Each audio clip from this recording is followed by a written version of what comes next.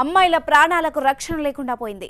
సమాజంలో ఉన్నత చదువులు అభ్యసించి కెరీర్లో స్థిరపడాలన్న వారి ఆశల్ని ఆశయాల్ని ప్రేమ అనే పేరును అడ్డుపెట్టుకుని నిత్యం నరకం చూపించే పోకిరీలు అడుగడుగునా తయారవుతున్నారు.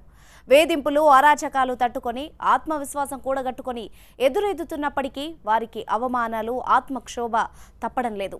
ఇలాంటి వేధింపులే రంగారెడ్డి జిల్లాలో ఓ ఫార్మసీ విద్యార్థిని ప్రాణాలు తీసుకునేలా చేసింది.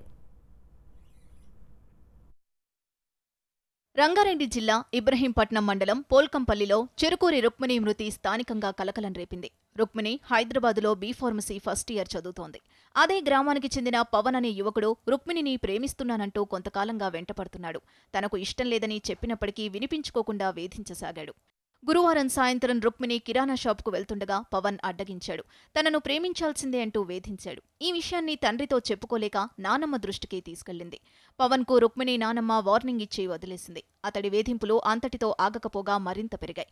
చివరకు రుక్మిణి తల్లికి చెప్పుకుంది. బిడ్డకు ధైర్యం చెప్పాల్సింది పోయి రుక్మిణిని మందలించింది. ఓ పోకిరి వల్ల తాను పడుతున్న బాధను ఎవరికి చెప్పుకోవాలో తెలియక తనలో తానే కుమిలిపోయింది. వేరే గత్యంతరం లేక ఉరివేసుకుని ప్రాణాలు తీసుకుంది.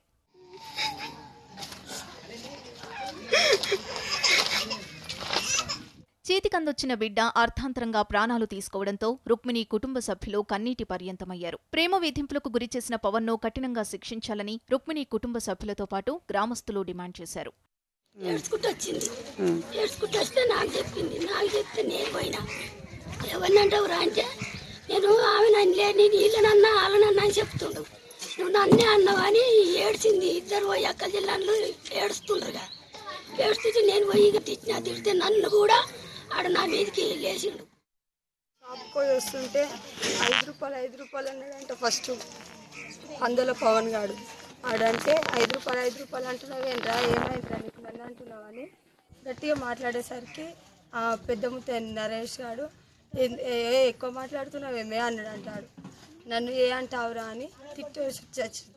అతన్ని పట్టుకునేందుకు ఇంటికి వెళ్లారు రుక్మిణి కుటుంబ సభ్యులు. పవన్ ఇంటికి తాళం వేసి కుటుంబ సభ్యులంతా పరారవడంతో ఆగ్రహించిన రుక్మిణి కుటుంబ సభ్యులు తాళాలు పగలగొట్టి ఇంట్లోని వస్తువుల్ని ధ్వంసం చేశారు. రుక్మిణి తల్లిదండ్రుల ఫిర్యాదు మేరకు పోలీసులు కేసు నమోదు చేసుకుని దర్యాప్తు చేస్తున్నారు.